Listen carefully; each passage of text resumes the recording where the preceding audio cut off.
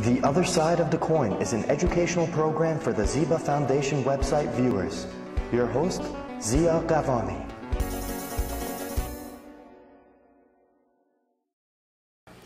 Hello, I'm Zia Ghavami, co-founder of Ziba Foundation.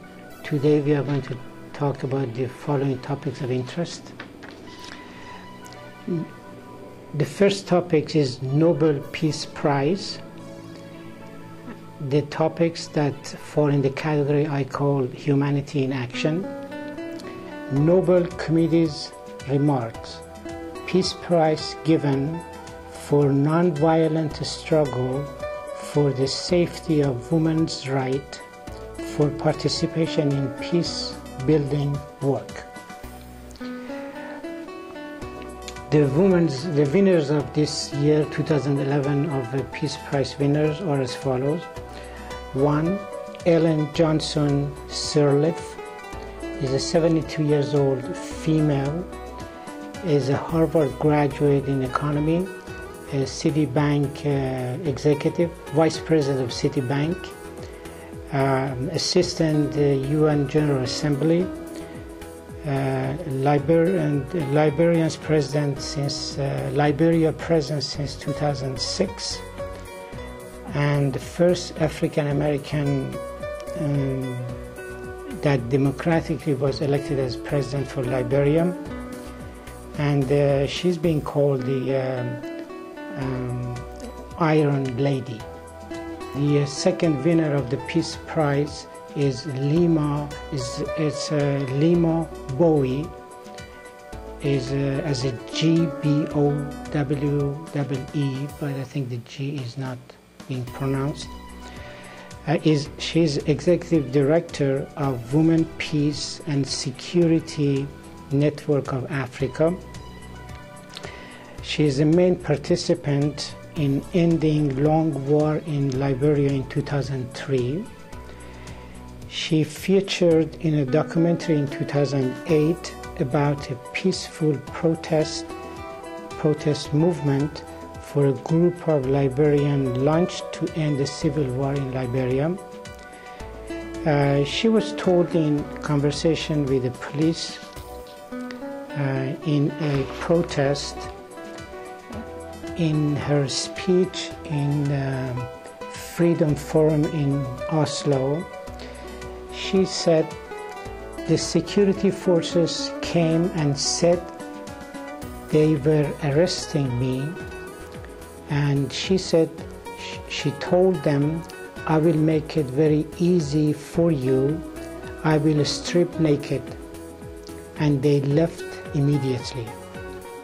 In another speech, Mrs. Bowie said, to our sister in Tunisia, Egypt, and other countries, don't think that the people's power is going to translate into the woman power.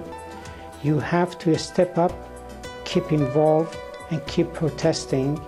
Start your own protest, because the men, unfortunately, that have joined side by side to protest with will beat you down if you don't stand up. The last winner of the Peace Prize of 2011 is Karman Tawakkol. She's a 32 years old woman, mother of 3 children, leader of the Yemenis Women Journalists Without Chain, and then she called the prize a victory for Yemeni's revolution. She said the Yemeni revolution should not be ignored, and the prize only have value if the revolution in Yemen prevailed. Very meaningful and a strongly statement by Mrs. Tawakkol. I would like also mention quoting President Barack Obama, our president, in her visit by Beji Caid Essebsi, the president of the, or acting president of the Tunisia, our president stated, the winners are a reminder that when we empower women around the world, that everyone is better off than countries and cultures that respect the contribution of women inevitably end up being more successful than those they don't. Taking home message for the heart and mind. One, women or men are equal. The second, women should stand for the right of themselves while fighting shoulder to shoulder for peace and justice with men around the globe. We all know that the Nobel Peace Prize given to individual or group for their devotion to peace, liberty and justice, and the price of it.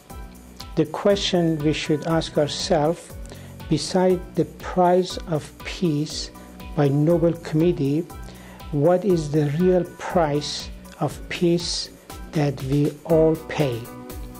And shall all of us be a participant in making this world of us a peaceful place for all of its inhabitants free of charge?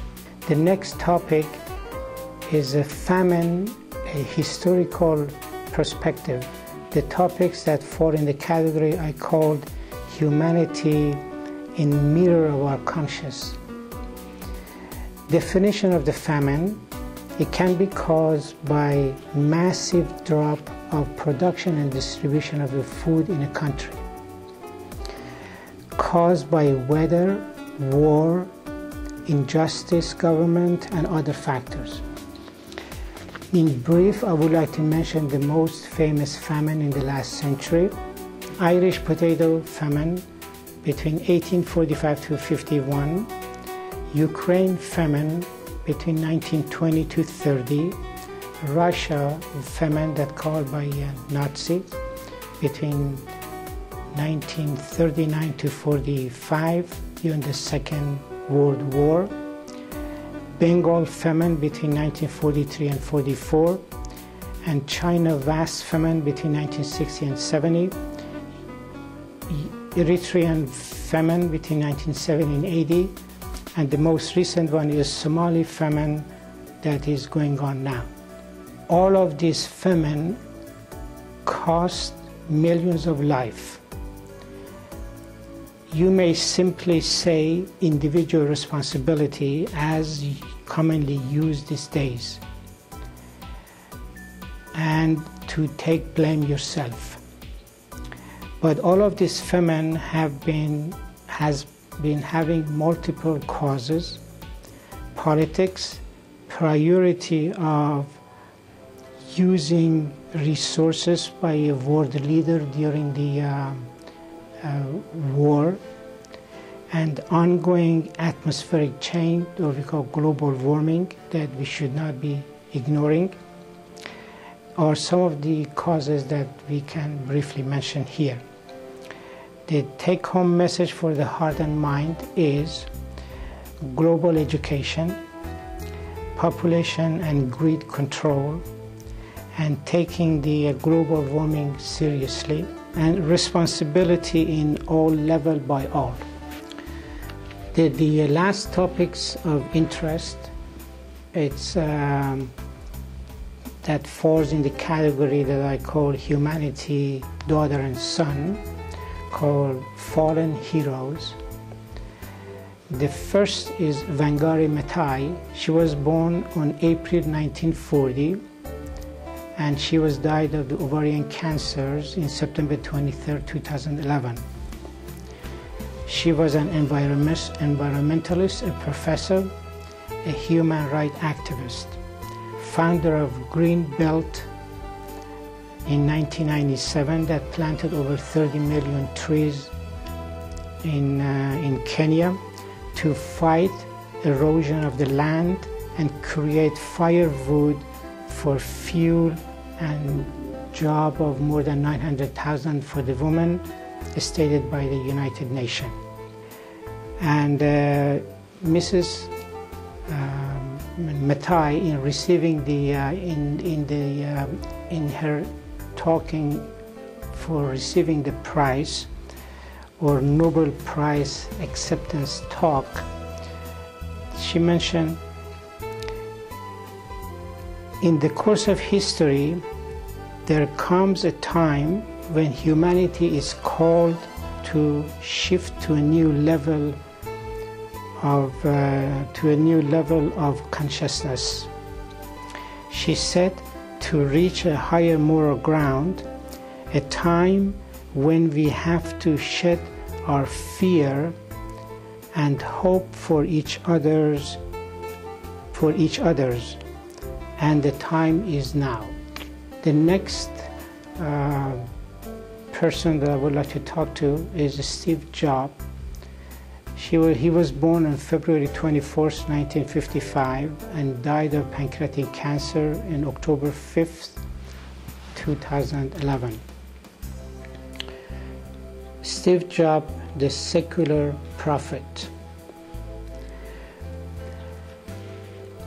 Steve Jobs was the evangelist of the particular kind of progress, and he was the perfect evangelist because he had no competing source of hope. He believed so sincerely in the magical revolution promise of Apple precisely because he believed in no higher power. In his celebrated Stanford commencement address, which itself is an elegant, excellent model of the genre, he spoke frankly about his initial cancer diagnosis in 2003. It was pondering what Jobs did and didn't say.